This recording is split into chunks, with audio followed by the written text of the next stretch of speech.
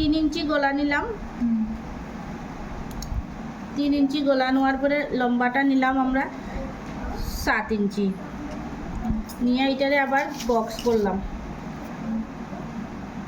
গলাটা বানাইতে গেলে বক্সটা দরকার, বক্সের ভিতরে গলাটা করতে লাগে সবসময়।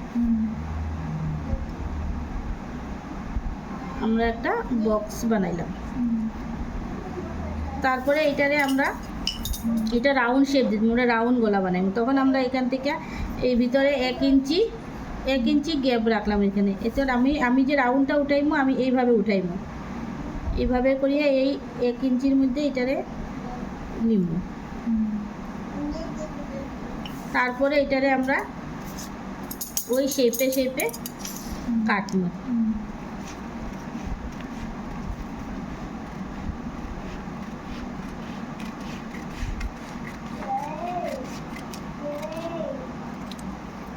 তারপরে দেখো আমরা কি সুন্দর একটা রাউন্ড শেপের ইউ শেপের একটা আমরা গলা বাইরে এলো। খুব সুন্দর একটা ইউ শেপের গলা বাইরে এলো।